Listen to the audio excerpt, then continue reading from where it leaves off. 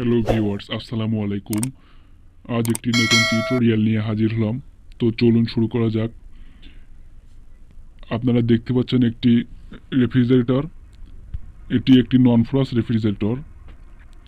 এই ফ্রিজটার উপরে ডিপ এবং তলায় নর্মাল, এবং ডিপ অংশটি নর্মাল অংশ থেকে অনেক ছোট।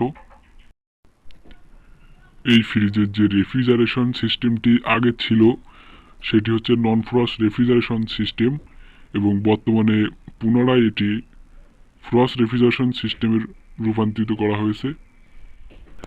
এই ফ্রিজটি নন ফ্রস্ট থেকে ফ্রস্ট করতে যে কাজগুলো আমাদের করা লেগেছে সেটি হচ্ছে ডিপ অংশের ভিতরে যে পাইপগুলো দেখা যাচ্ছে, দেখতে পাচ্ছেন তামার পাইপ। এগুলো ডিপের ভিতরের জায়গাকে ডিপেন্ড করে 30 ফুটের মতো পাইপ দেওয়া হয়েছে। এবং এই যে দেখতে পাচ্ছেন এটি ফ্রিজের নর্মাল অংশ।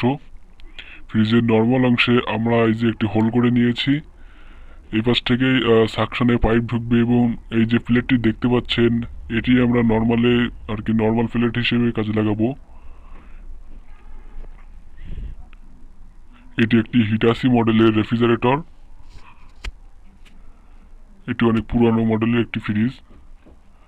এই যে দেখতে পাচ্ছেন এই ফ্রিজটার অরিজিনাল কম্প্রেসার সেভাবে আছে,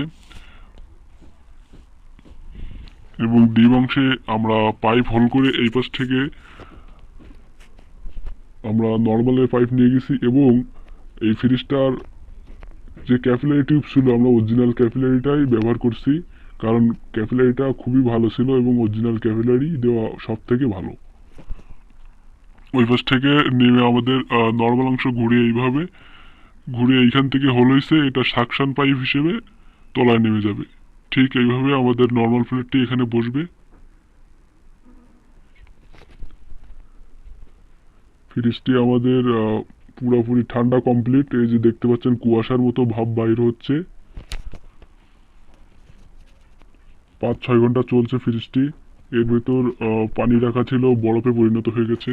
পাইপগুলো দেখতে পাচ্ছেন বরফ অলরেডি এসে গেছে, খুব সুন্দর বরফ। এবং নর্মাল অংশে আমরা এই যে দেখতে পাচ্ছেন নর্মালে পুরোপুরি বরফ এসে গেছে। এবং আমরা পুনরায় নতুন যে সেটটি ছিল থার্মোস্ট্যাটের যে পয়েন্টটা, এখানে আমরা থার্মোস্ট্যাট নতুনভাবে স্থাপন করেছি, এবং টেম্পারেচার মিটার খাটিয়ে রেখেছিলাম 8-এর মতো টেম্পারেচার, 0.8 প্লাস টেম্পারেচার।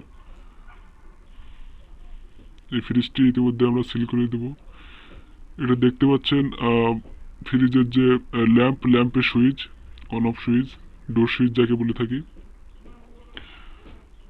আমরা পিছনে যে ওয়ারিং করেছি নতুনভাবে, সে ওয়ারিংটা ওইখান দিয়ে হোল করে এইখানে এসে ওয়ারিংয়ের কাজ সম্পন্ন করেছি।